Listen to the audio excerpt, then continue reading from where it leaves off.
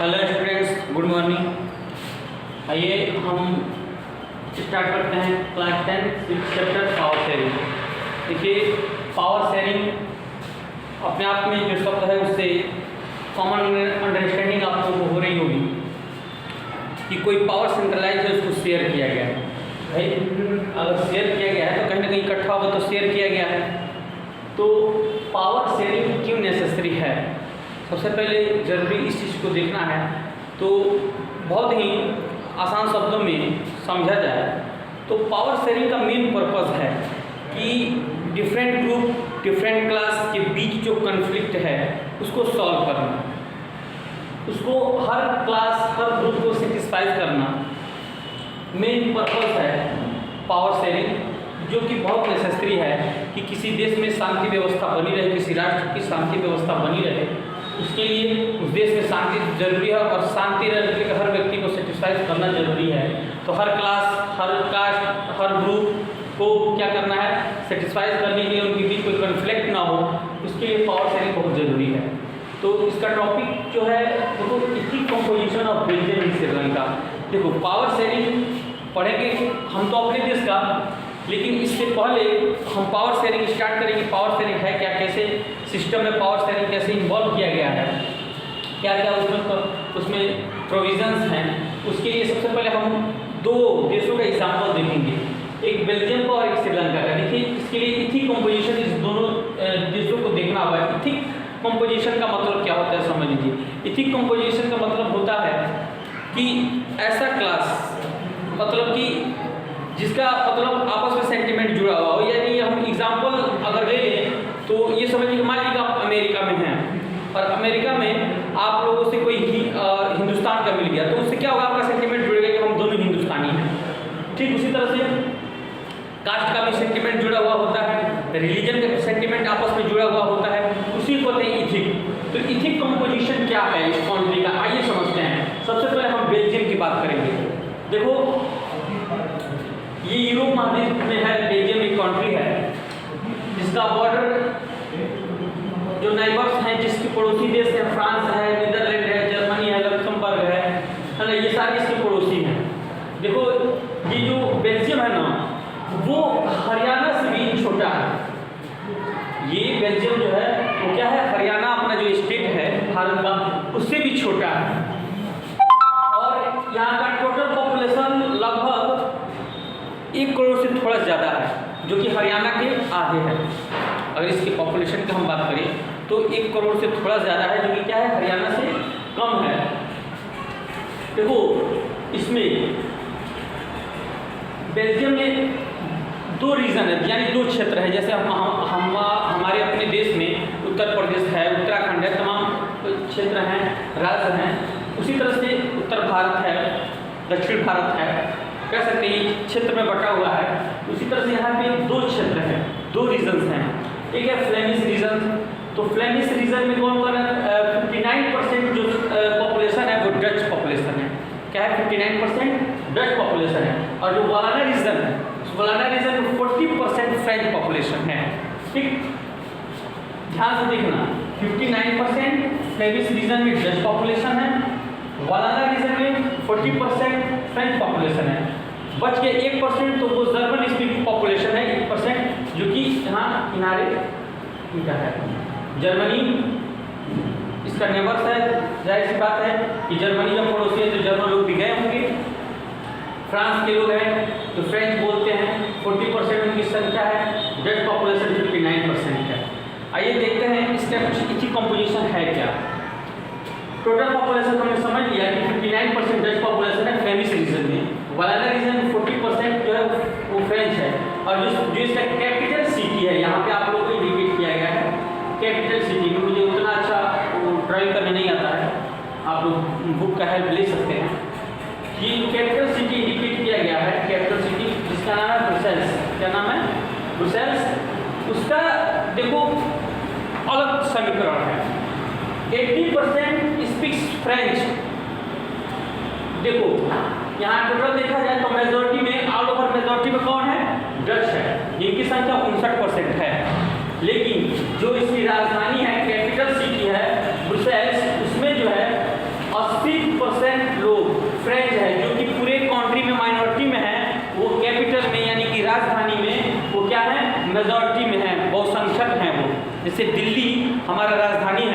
तो दिल्ली में मान लो एग्जाम्पल ले लो, सपोज डेट कि दिल्ली में क्या है कि इनकी संख्या, ये जो फ्रेंच हैं इनकी संख्या ज़्यादा है, लेकिन ऑल ओवर इंडिया में ये क्या है, कम है। सेम ये यहाँ पे बेल्जियम में ऑल ओवर ये मात्र 40% है, और जो कैपिटल सिटी है उसमें 80% है।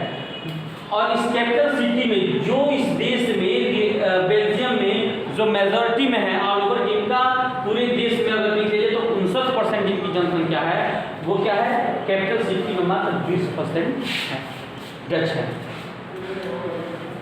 तो इसमें देखो क्या है, होता क्या है कि कैपिटल सिटी में इनकी संख्या, फ्रेंच जो लोग हैं उनकी संख्या ज़्यादा है, वो मेजॉरिटी में है। तो किसी भी चीज़ का, सरकारी चीज़ों का ये सबसे ज़्यादा लाभ लिए, है ना, फ्रेंच लोग सबसे ज़्यादा लाभ लिए, इनकी शिक्षा दीक्षा भी अच्छी हुई, ये इकोनॉमिकल और एजुकेशनली ये लोग बहुत स्ट्रांग थे मुकाबले किसके, डच के, जो कि क्या हुआ, बेल्जियम में एक टेंशन का कारण बना, है ना, एक कॉन्फ्लिक्ट का कारण बना। Dutch speaking constituted majority in the country, यहाँ बताया गया है कि डच बोलने वाले जो लोग थे वो तो ऑल ओवर देश में जो थे वो मेजॉरिटी में थे, but minority in the capital city, लेकिन वो कैपिटल सिटी में क्या थे, माइनॉरिटी में थे, कम में थे। तो देखो किसी भी देश की हार्मनी कंटिन्यू रहे, है ना, बरकरार रहे, शांति व्यवस्था वहाँ बनी रहे, यहाँ बहुत ज़रूरी है कि हर तरह के लोगों को सेटिस्फाइज किया जाए, सबको सबका अधिकार मिले, कोई ज़्यादा शोषित ना हो, है ना, इसके लिए तो। लेकिन यहाँ क्या होता था, जो जिनकी संख्या कम है ऑल ओवर में और जो कैपिटल सिटी में मेजॉरिटी में हैं, वो संख्यक हैं, वो क्या ज़्यादा लाभ लेते थे, गवर्नमेंट का लाभ उनको ज़्यादा मिलता था, और वो डच के मुकाबले ज़्यादा संपन्न थे। ये तो एक हम लोग समझ लिए बेल्जियम का। आओ श्रीलंका का देख लेते हैं। श्रीलंका में जो है सिन्हाला स्पीकर्स जो वहाँ वो 74% हैं, समझना, श्रीलंका की बात हो रही है, वहाँ कौन कौन से हैं देखो। सिन्हाला स्पीकर्स जो है वो 74% इनकी जनसंख्या है, और जो तमिल स्पीकर्स हैं जो तमिल बोलते हैं वो 18% हैं, ठीक, जिसमें से जो तमिल जो बोलने वाले लोग हैं जिनकी संख्या श्रीलंका में 18% है, वो 13% जो है वो वहाँ के नेटिव है, श्रीलंकन तमिल है, मतलब कि वो श्रीलंका के तमिल है, और 5% जो अदर तमिल हैं वो भारत के हैं। देखो क्या हुआ कि जब ब्रिटानिया शासन था, यानी कि अंग्रेज की हुकूमत थी, ब्रिटिश गवर्नमेंट जब थी, तो क्या होता था कि वहाँ रबर की खेती, चाय की खेती वहाँ की जाती थी श्रीलंका में। श्रीलंका जैसे कि आप जानते हैं कि हमारे देश का जो सदर्न पार्ट है, दक्षिणी भारत में जो तमिलनाडु है, तमिलनाडु से कुछ किलोमीटर पर एक टापू है, वो श्रीलंका एक देश है, अच्छे संबंध है लगभग श्रीलंका से। तो वहाँ क्या था कि जब ब्रिटिश गवर्नमेंट थी तो वहाँ रबर की खेती होती थी, चाय की खेती होती थी, तो क्या कर रही थी कि वहाँ सदर्न पार्ट से, भारत के सदर्न पार्ट यानी कि तमिलनाडु वगैरह से, वहाँ से लोगों को लेके जाती थी, एज ए लेबर लेके जाती थी वहाँ पे काम कराने के लिए। तो वही लोग जो वहाँ रह गए, है ना, जो वहाँ रह गए, वो क्या, उनको हम इंडियन तमिल्स कहते हैं, अदर तमिल्स में उनको गिना जाता है, इंडियन तमिल्स कहते हैं। देखो ये तो भाषा के आधार पे हो गया, ठीक। यहाँ क्या था, यहाँ हमने इसी कंपोजिशन भाषाई आधार पे समझा, लैंग्वेज के बेसिस पे समझा, यहाँ भाषाई आधार पे समझा, और इसमें रिलीजन बेसिस इसी कंपोजिशन भी है, यानी कि धर्म के आधार पे भी है। तो भाषा के आधार पे तो हम लोगों ने समझ लिया कि सिन्हाला स्पीकर जो है 74% है, तमिल स्पीकर्स 18% हैं, 13% श्रीलंकन तमिल है, जिसमें 18 में से 13% जो है श्रीलंकन तमिल है, ठीक है, और 5% जो है वो इंडियन तमिल है। अदर तमिल मैंने लिखा है लेकिन इंडियन तमिल है, ठीक है, ये इंडियन तमिल है, ठीक है। तो इसमें अब देखो ये तो भाषाई आधार पे इसका डिवीजन हो गया। अब देखो रिलीजियस बेस पे क्या है इसमें, most of the Sinhala speakers people are Buddhist. ये जो 74% थी, इसमें से अधिकतर सिन्हाला स्पीकर्स जो थे वो क्या थे, बुद्धिस्ट, यानी बौद्ध धर्म को मानने वाले लोग थे, बुद्धिस्ट थे। कौन, Sinhala speakers, most of the, मतलब कि सिन्हाला के 74% से अधिकतर लोग, मैक्सिमम लोग क्या थे, बुद्धिस्ट थे। Tamil speaking people are both Hindu and मुस्लिम।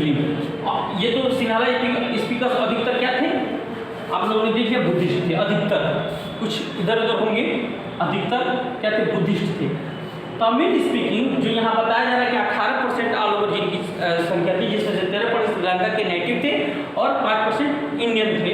उस Tamil speaking people are both Hindu and Muslim, वो क्या थे, हिंदू और मुस्लिम दोनों थे, यानी कि दोनों रिलीजियस को मानने वाले लोग थे, दोनों धर्म के मानने वाले लोग थे, हिंदू थे और मुस्लिम थे जो तमिलियन थे। 7% पॉपुलेशन इज क्रिश्चियन, और उस श्रीलंका में 7% क्रिश्चियन धर्म के लोग भी थे, जो कौन सी भाषा बोलते थे बताया गया है, वो स्पीक्स तमिल एंड सिन्हाला, जो तमिल और सिन्हाला दोनों बोलते थे। अभी यहाँ पे हम बताया ना कि most of the Sinhala speakers are Buddhist, अधिकतर उन्हीं में से कुछ लोग क्या थे, क्रिश्चियन भी थे जो सिन्हाला लैंग्वेज बोलते थे, और कुछ क्रिश्चियन तमिल में बोलते थे, उनकी संख्या बहुत कम थी तमिल बोलने वाले, है ना। तो ये दोनों इसी कंपोजिशन दोनों देशों के बीच का हमने समझ लिया। एक देश जो है बेल्जियम को हमने देखा, जो कि कहाँ है, यूरोप महाद्वीप में है, कंटेंट में है, तो यूरोप महाद्वीप में है, तो उसमें हमने इसको लैंग्वेज के बेस पे इसी कंपोजिशन को समझा कि कैसे फ्लेमिश रीजन में डच स्पीकर्स जो थे वो क्या थे, 59% थे, और फ्रेंच स्पीकर यानी फ्रेंच बोलने वाले लोग 40%। हवाई आधार पे यहाँ धर्म की कोई बात नहीं की जा रही है, ठीक है, लेकिन वही जो इसकी राजधानी थी ब्रसेल्स, वहाँ जो था 80% स्पीकर फ्रेंच थे, जो कि यहाँ क्या है 40% है। ये जो राजधानी में ये जो लोग हैं, जो पूरे बेल्जियम की बात की जाए तो 40% जिनकी जनसंख्या थी, वो राजधानी में क्या थे, 80% इनकी जनसंख्या थी। राजधानी में क्या थे, 40% में से 80% की कहाँ रहते थे, राजधानी में रहते थे, 20% ही इधर वालाना रीजन में रहते थे, ठीक।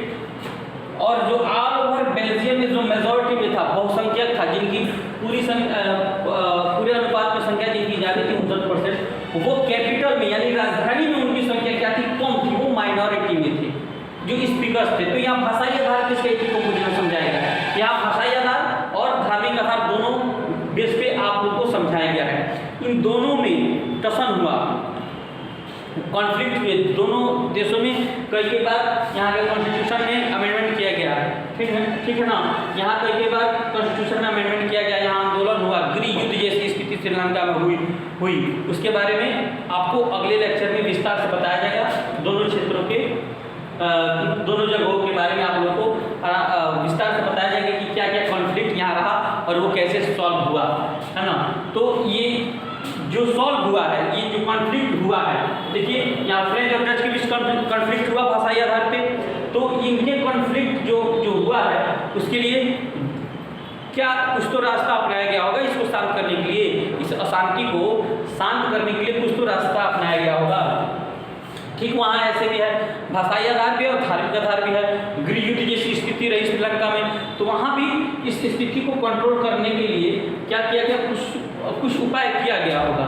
तो वही उपाय पावर शेयरिंग, शक्तियों का बंटवारा किया गया। कैसे किया गया, क्या डिमांड थी, किन किन लोगों के बीच में टसन्स थे, इस चीज़ को हम लोग अगले वीडियो में विस्तार से पढ़ेंगे। बेल्जियम का और श्रीलंका का दोनों का एक साथ लेके चलेंगे, ठीक है। बहुत बहुत धन्यवाद।